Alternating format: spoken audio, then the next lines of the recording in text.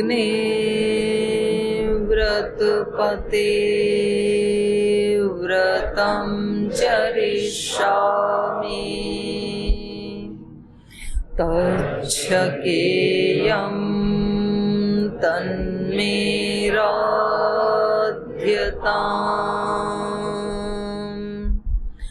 इदमहमनृतात्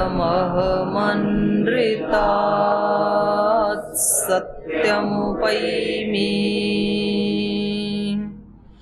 ॐ सहना भवतु सहनौ भुनक्तु सह वीर्यं करवावहै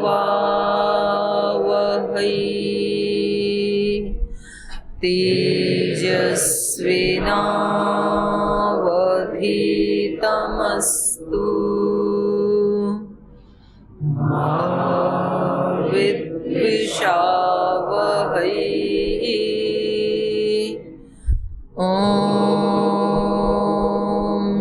शान्ति शान्ति शान्ति।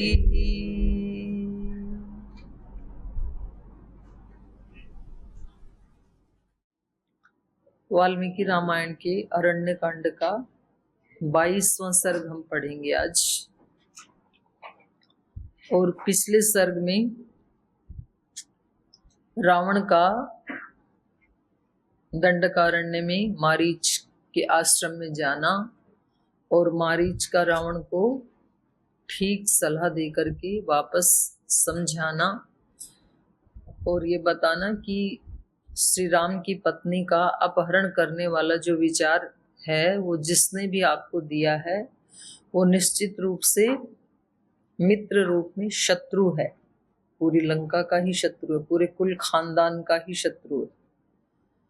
तो आपको ऐसा विचार कदापि नहीं करना चाहिए, क्योंकि जरूर कोई ऐसा व्यक्ति है जिसको आपकी खुशी सहन नहीं हो रही है। तो आप वापस लंका जाइए और आप अपने धर्म का पालन करें और रावण को अपने धर्म का पालन करने दीजिए। रावण उसको मान करके वापस अपनी नगरी में वापस आ गए हैं, लौट आए हैं वहां से, अरण्य से।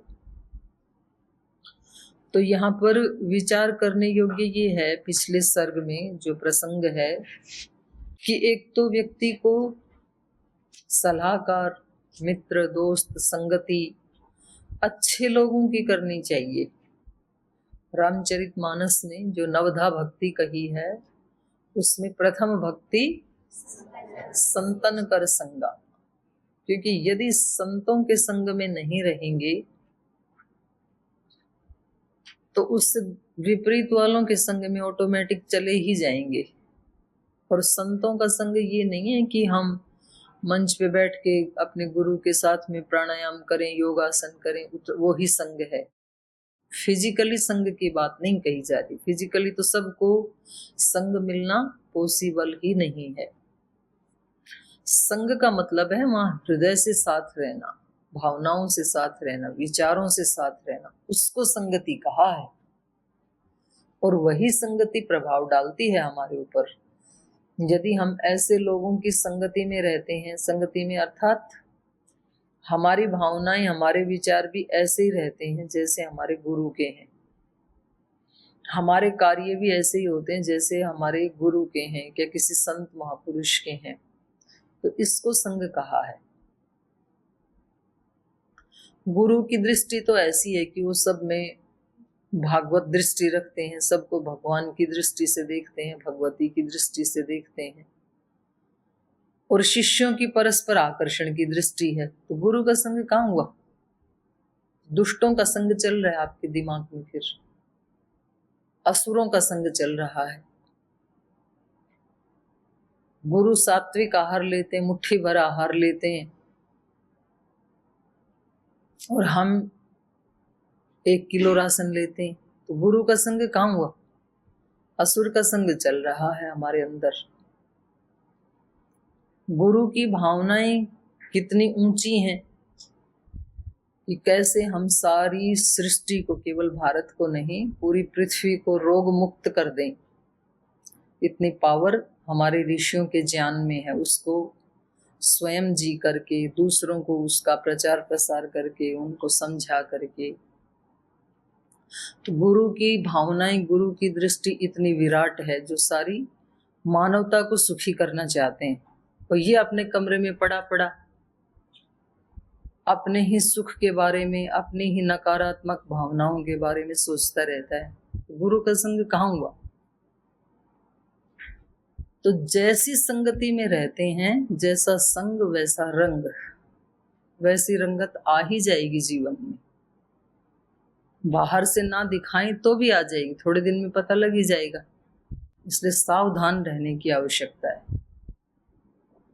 आप थोड़े भी दुष्टों के संग में गए, दुष्ट मतलब दुष्ट व्यक्ति नहीं होता है कभी भी, मैंने एक दिन पहले भी बताया था। दुष्ट होते हैं उसके विचार या भावनाएं। और यदि वो हायर कॉन्शियसनेस में नहीं रहा तो कभी भी किसी के अंदर भी दुष्ट विचार आ सकते हैं।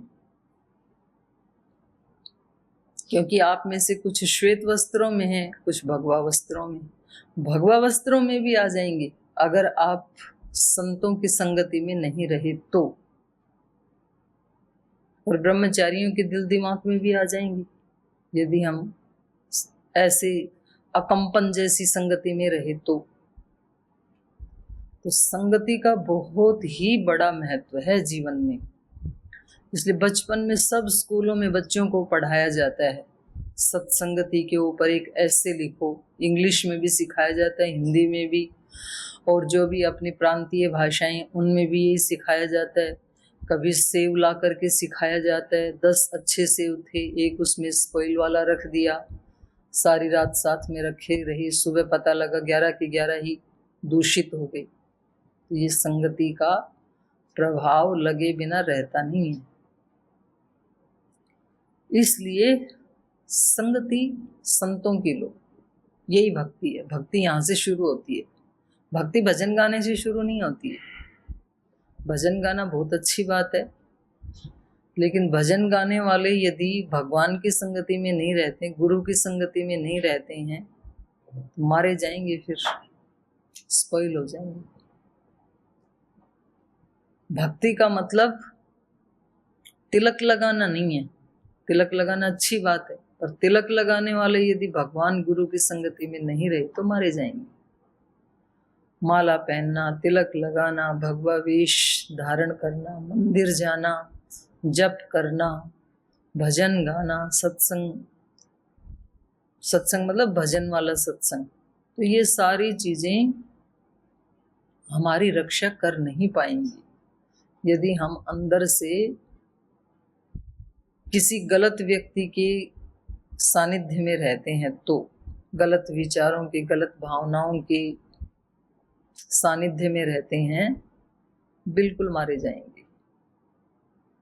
तो ये रावण ने ऐसे गलत व्यक्ति की सीख, सलाह को स्वीकार कर लिया और वहां पहुंच गए।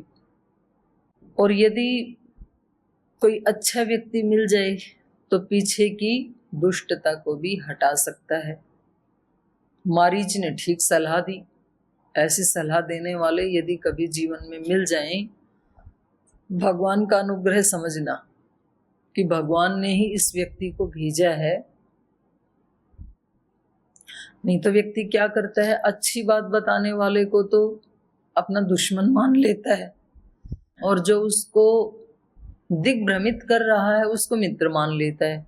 अज्ञान के कारण, अविद्या के कारण, मिथ्या ज्ञान के कारण अच्छी बात बताने वाले अच्छे नहीं लगते हैं।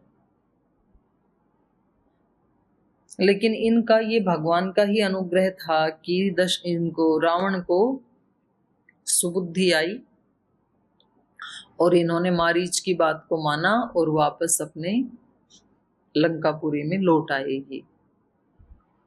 तो कभी कोई त्रुटि हो भी जाए तो तुरंत व्यक्ति को जब कोई बता दे, उस तरफ ध्यान दिलाए, तो बैक गियर लगा लेना चाहिए। उसी में हमारी भलाई है। और हमेशा हमें सलाहकार अच्छे रखने चाहिए अपने आजू बाजू में। कबीरदास जी तो बोलते थे जो हमारी निंदा करें उनको पास में रखो, निंदक नियरी राखिए, आंगन कुटी छिजा। अपने आंगन में ये कुटी उसकी भी बना दो जो निंदा करने वाला है, क्योंकि वो आते जाते दोष बताता रहेगा, हम हटाते रहेंगे। बिन पानी साबुन बिना निर्मल करे स्वभाव। कोई साबुन आदि की, पानी आदि की जरूरत नहीं है, वो दोष बताता जाएगा, हम हटाते जाएंगे तो हम निर्मल होते जाएंगे। तो कितना बड़ा उपकार है उसका। और कुछ लोग चापलूसी में प्रशंसा कर करके और फिर उसको फंसा लेते हैं और फिर उसको जीवन नष्ट भ्रष्ट करके फिर बोले आप कहाँ मैं हम कहाँ, हमारा क्या लेना देना, फिर रोते रहे दोनों। तो ये अच्छी बात नहीं। इसलिए उन लोगों को साथ में रखो जो अच्छी सलाह देते हैं, उनके पास रहना चाहिए, सत्संगति। इसलिए सब संतों ने इसको माना, सब नैतिक शिक्षा देने वालों, नीतिकारों ने भी इसको माना। उसी को सत्संगति कहा है। सत का मतलब है जो कभी नष्ट नहीं होता, सत का मतलब है भगवान, सत का मतलब है ज्ञान जिसका कभी नाश नहीं होता। उसके साथ संग रखें हम भावनात्मक रूप से, वैचारिक रूप से, उसका नाम ही सत्संग है। सत्संग के नाम पे कुछ लोग इतना ऊंचा ऊंचा चिल्ला चिल्ला करके ढोलक आदि बजाते हैं और वाद्य यंत्र बजाते हैं, खूब उछल उछल के डांस आदि करते हैं, फिर बोलते हम तो रोज सत्संग करते हैं अपने यहाँ पे। तो शास्त्रों ने उसको सत्संग नहीं कहा है। सत्संग का मतलब है जिसका कभी नाश नहीं होता, जो अविनाशी तत्व है, वो परमात्मा तत्व है, आत्म तत्व है, या तो परमात्मा का ज्ञान है जिसका कभी नाश नहीं होता, उसी को तो सत कहा है। उसके अतिरिक्त तो सब कुछ असत है। शरीर आदि भी असत है। तो शरीर आदि के आकर्षणों से युक्त होकर के या इंद्रियों के आकर्षणों से युक्त होकर के कोई व्यक्ति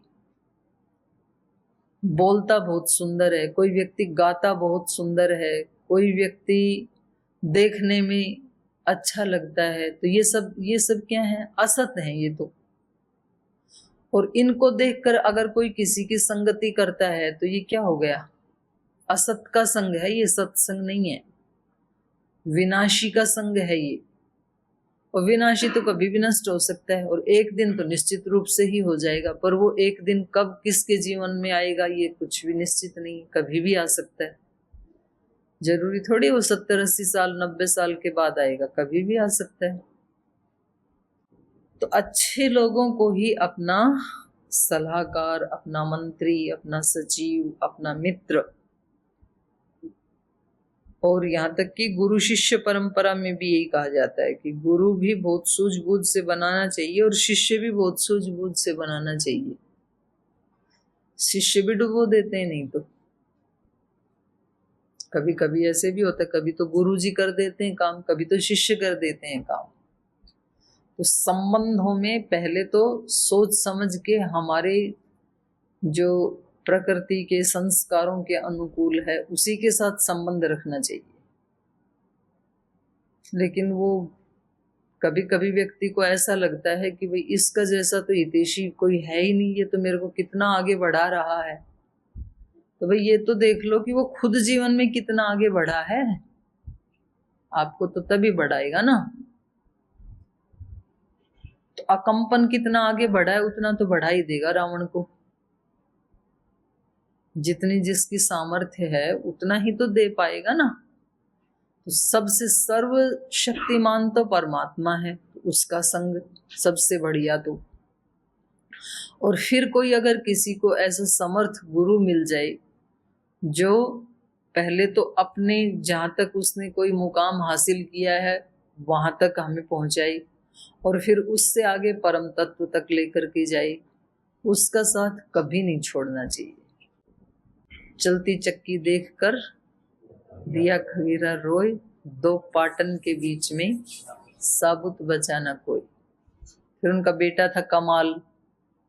चलती चक्की देखकर कमाल हर्षित होए कीले से चिपके रहो तो बाल ना बांका हो। बीच में एक कीला भी तो होता है जिसके चारों तरफ घूमती है चक्की, तो ये कीला है परमात्मा, और ये जो घूम रहा है ये है सारी सृष्टि संसार, वो उसी के आश्रय से घूम रहा है। तो इस संसार में यदि परमात्मा का आश्रय लें तब तो फिर बच जाएंगे, या किसी समर्थ गुरु का आश्रय लेकर रहें तो बच जाएंगे, और नहीं तो फिर साबुत बचेगा ना कोई, फिर नहीं बच सकते। तो ये इस पीछे वाले सर्ग से हम, इस प्रसंग से ये सीख सकते हैं कि हमें अच्छे लोगों की संगति में रहना चाहिए, बुरी संगति से बचना चाहिए। तो अब ये वापस आ गए हैं, और अब फिर शूर्पणखा इनको वापस उकसाने के लिए इनके पास आती है। ये हम अगले सर्ग में पढ़ेंगे। उससे पहले आपका कोई प्रश्न हो तो पूछ सकते हैं। पीछे के सर्ग से किसी को पूछना है? जी माता जी। जी भाई। ये जैसा आपने पिछले कुछ प्रसंगों में बताया कि जो प्रमाद आलस्य है वो जीवन का दोष है और पूरी तरह से त्याज्य है, तो एक ऐसा श्लोक भी मिलता है जिसमें पता चलता है कि जो आलस्य है वो मनुष्य का सबसे बड़ा शत्रु है। तो इसमें हम इस प्रमाद आलस्य पर हम कैसे विजय प्राप्त कर सकें? ये जो आप बोल रहे हो ये बात यदि समझ में आ जाए तो अपने आप ही विजय प्राप्त कर लोगे। जब पता लग गया कि शत्रु है, मैंने बोला, उससे तो विजय प्राप्त नहीं होगी, पर आपकी आत्मा जिस दिन ये बोलेगी कि आलस्य प्रमाद मेरा शत्रु है, ये मुझे जीवन की ऊंचाइयों से वंचित कर रहा है, क्योंकि मैं भी इस जीवन में बहुत बड़ी उपलब्धियों को प्राप्त करने वाली आत्मा बन सकता हूँ, ये जिस दिन अंदर से पता लगेगा, आलस्य तो पास भी ना फटक सके आपके। ये पता है कि ये शत्रु है, मगर इसका उपाय नहीं पता। ना पता नहीं है, ये तो सुन लिया ऊपर ऊपर से। व्यक्ति को ये पता होता है व्यायाम प्राणायाम करना चाहिए, अच्छा है, फिर भी करता नहीं है। और जिस दिन ये पता लगे कि 4th स्टेज का कैंसर है और डॉक्टरों ने जवाब दे दिया कि अब भगवान से दुआ करो, जितने दिन का जीवन बचा है उतना ठीक है, बाकी तब तो जाना पड़ेगा पक्का, उस दिन से फिर 6-6 घंटा अनुलोम विलोम शुरू हो जाता है और ठीक भी हो जाते हैं। फिर तो समझने का तो मतलब ही ये है भाई, फिर वो चीज रह ही नहीं सकती। आपने जो श्वेत चद्दर ओढ़ रखी है और इसके ऊपर अगर कीचड़ या गोबर लग जाए और आपकी दृष्टि में आ जाएगी गोबर लगा है, तो कितनी देर तक रखोगे उसको? 1-2 घंटा रखोगे? तुरंत हटा देंगे, तुरंत धोने जाओगे। फिर मेरी क्लास की भी परवाह नहीं करोगे कि रिकॉर्डिंग चल रही थी, क्लास चल रही थी, अगर यहाँ लग जाए ना तो तुरंत दरवाजा खोल के जाओगे आप। और यदि आपको दिखे ही नहीं, पीछे लग जाए, फिर तो कैसे धोओगे? लगा ही रहेगा फिर तो हमें अपने शत्रु या अपने दोष जिस दिन समझ में आ जाएंगे तब तो दोष रह ही नहीं सकते। हमें समझ में आता ही नहीं। हमें तो समझ में ये आता है कि देखो मैंने कितनी समझदारी से काम लिया, मैंने कहा कि मेरी तबीयत ठीक नहीं थी, मैं क्लास में नहीं गया, दूसरे कीचड़ में चले गए और मैं तो आराम से बैठ के पढ़ रहा हूँ। तो हमें तो अपनी समझदारी जो है ना वो समझ में आती है। प्रमाद के नाम पे, छल कपट के नाम पे अपनी बुद्धिमत्ता नजर में आती है कि देखो हमने कैसे इनको गुरुजनों को बुद्धू बना दिया। गुरुजनों को बुद्धू नहीं बना रहे, अपने आप को बुद्धू बना रहे। तो भाई प्रमाद के बारे में जब अंदर से ये समझ आएगी ना कि इसके कारण बहुत सारी उपलब्धियां मेरे जीवन की नष्ट हो गई, अवसर निकल गया। इतनी छोटी छोटी उम्र में बहुत लोगों ने तो बहुत बड़े बड़े कार्य कर दिखाए, और एक हम हैं कि हमने अपनी क्लास को भी टॉप नहीं किया, कोई आध्यात्मिक अनुभूति भी प्राप्त नहीं की। तो अगर हमारे जीवन से आलस्य हट जाए तो कम सामर्थ्य वाला व्यक्ति भी बड़ी मंजिल हासिल कर सकता है। कछुए की चाल से चलने वाला व्यक्ति भी मंजिल पा जाता है, और खरगोश जैसी गति वाला व्यक्ति भी वंचित रह जाता है मंजिल से प्रमाद के कारण। ये कहानियां ऐसे थोड़ी बनाई हैं, हमें ये समझाने के लिए तो बनाई हैं। नहीं तो खरगोश और कछुए की रेस कैसे हो सकती? वो तो इतनी तेज भागता है और कछुआ कितनी धीरे चलता है। तो वो समझाने के लिए है कि आपके अंदर शक्ति तो बहुत है, खरगोश की जैसी गति है आपके अंदर, पर आप यदि प्रमाद करते हो, आप बैठे हो पेड़ के नीचे, तो आप नहीं पहुंच पाओगे। और कछुआ वो तो बहुत धीरे धीरे चलता है खरगोश की तुलना में, लेकिन वो निरंतर चलता है, रुकता नहीं है, तो जीतता वही है, फिर विजय उसी की है। जो प्रमाद नहीं करेगा, जो आलस्य नहीं करेगा, वो सामान्य कोटि के साधन से, सामान्य कोटि के शरीर से, सामान्य कोटि की बुद्धि से, उसके अंदर कुछ भी एक्स्ट्राऑर्डिनरी नहीं है, लेकिन सातत्य एक ऐसी चीज है कि वो कोयले से हीरा बना देता है व्यक्ति को, कहीं से कहीं पहुंचा देता है। ऐसा है सातत्य। तो इसके दोष के बारे में जानना, प्रमाद के दोष के बारे में जानना और पुरुषार्थ के फल के बारे में जानना, यही उपाय है। क्योंकि ये मन का दोष है ना, और मन और बुद्धि को पवित्र करने के लिए क्या बताया संतों ने? अद्भिगात्राणि शुद्ध्यन्ति मनः सत्तेन शुद्धति, जो अभी चर्चा की है। मन शुद्ध कैसे हो? शरीर से तो रोज नहा धो के आ जाते हैं, इस क्लास में नहा धो के अपनी दिनचर्या सब शुरू करते हैं, पर मन में जो उधेड़ बुन चल रही है, मन में जो एक नैराश्य का भाव चल रहा है, डिप्रेशन का, स्ट्रेस का भाव चल रहा, अप्रसन्नता का भाव चल रहा है, या कहीं राग का भाव चल रहा है किसी के प्रति, या द्वेष का भाव चल रहा है, इसको कैसे हटाएं? तो वही बताया, मन सत्तेन शुद्धति। मन को सत के साथ संग करो, परमात्मा के साथ संगति करो, ध्यान करो, उपासना करो, तो फिर मन ठीक हो जाएगा, वो उसका स्नान हो जाएगा।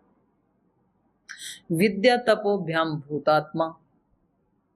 भूतात्मा का मतलब है शरीर, प्राण आदि। ये स्वाध्याय से और तप से शुद्ध होते हैं, और बुद्धि ही ज्ञानेन शुद्धति। तो हमारे अस्तित्व के ये ही प्रमुख अंग हैं, शरीर, प्राण, आत्मा, बुद्धि, मन। तो आत्मा तो पहले से ही शुद्ध है ही है, उसको तो क्या ही शुद्ध करना है। तो ये आलस्य प्रमाद कहाँ डेरा लगाते हैं, कहाँ रहते हैं? मन में। तो मन को शुद्ध करने का उपाय जो आप पूछ रहे हैं, तो ये है कि सत के साथ संग करें, अच्छे लोगों की संगति में रहें, तो उनको देख करके हमारा भी रंग बदलने लगता है। भाई ये इतना पुरुषार्थ कर रहे हैं, इतनी मेहनत कर रहे हैं, इतना सात्विक जीवन जी रहे हैं, तो हम भी ऐसे ही करें।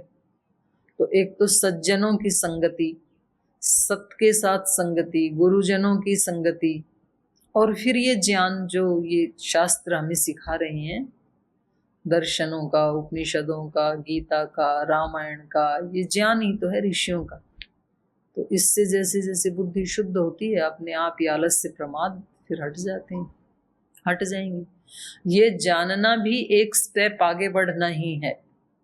जो आप बोल रहे हैं ना कि हम जानते तो हैं कि प्रमाद अच्छी चीज नहीं है, फिर भी हम बीच बीच में कर लेते हैं, तो ये जानना भी एक कदम आगे बढ़ना ही है। आपने जाना ना, तो अब आप पुरुषार्थ करोगे कि प्रमाद ना करूं, लेकिन फिर भी पीछे वाले संस्कार जो हैं वो तो अभी नष्ट हुए नहीं हैं, तो वो बीच बीच में प्रमाद करवाते रहेंगे। फिर आपको जैसे ही ध्यान आए तो फिर प्रमाद को आप हटा करके फिर पुरुषार्थ में लग जाना, फिर प्रमाद आएगा, फिर उसको हटा के फिर पुरुषार्थ में लग जाना, और फिर एक ऐसी स्थिति आएगी कि प्रमाद आएगा ही नहीं। वो सोचेगा भाई ये इस व्यक्ति के पास जाने से कोई फायदा नहीं, मैं जाता हूँ ये हटा देता है, तो अब किसी दूसरे ग्राहक को ढूंढते हैं जो हमारा सम्मान करेगा, तो सम्मान नहीं करता है हमारा। तो बुरी चीजों की तरफ से व्यक्ति को बुरा लगने लगे, ये पहला कदम है उनको हटाने का। आपको यदि ये समझ में आ रहा है तो शुभ है, अच्छा है, आप बढ़ जाएंगे आगे। ठीक। और कोई? ओम माता जी प्रणाम। ओम बेटा।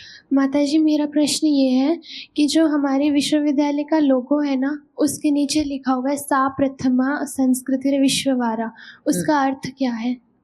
जो अपनी वैदिक संस्कृति है, भारतीय संस्कृति है, वो सबसे पहली है। उससे पहले कोई संस्कृति नहीं थी। सनातन संस्कृति, वैदिक संस्कृति जिसको हम फॉलो कर रहे हैं, वो सबसे पुरानी है। सा प्रथमा, सा संस्कृति प्रथमा, वो सबसे प्रथम संस्कृति। और जितनी भी संस्कृतियां विश्व में बनी फैली, वो उन सब का मूल यही है, वैदिक संस्कृति। इसी से निकली है वो, कोई शाखा प्रशाखा। और विश्ववारा का मतलब भी ये है कि पूरे विश्व में यही व्यापक है किसी ना किसी रूप में। जैसे बहुत सारे मत पंथ संप्रदाय हैं, तो वो कहीं ना कहीं इसी के कोई शाखा प्रतिशाखा के रूप में है। ऐसी ऊंची और इतनी पुरातन और ऐसी शाश्वत हमारी संस्कृति है। चलो आगे, चलिए आगे पढ़ते हैं। तो द्वाविंश सर्ग, इसमें शूर्पणखा का रावण को सीता के हरण के लिए उकसाना। तो असुर हैं, सारे बहन भाई ऐसे ही हैं।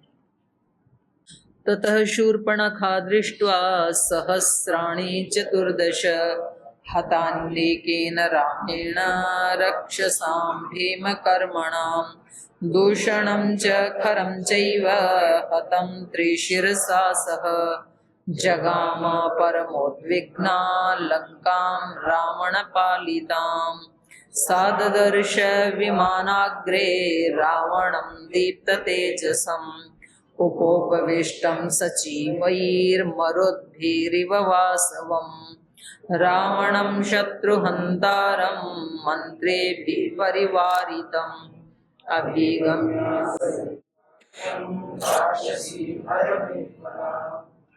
ततः तत्पश्चात शूर्पणखा 14 सहस्राणि हतानि राक्षसां भीमकर्मणां दृष्ट्वा रामेण। तो जब शूर्पणखा ने देखा कि ये जो 14,000 सैनिक भीमकर्मणाम, घनघोर कर्म करने वाले, बड़े साहसी और बड़े ही देखने में जिनके डील डोल बड़े थे, ऐसे भीमकर्मा, ऐसे जो महान सैनिक थे, वो एकेन रामेण, अकेले राम के द्वारा ही हतानी, मार दिए गए हैं।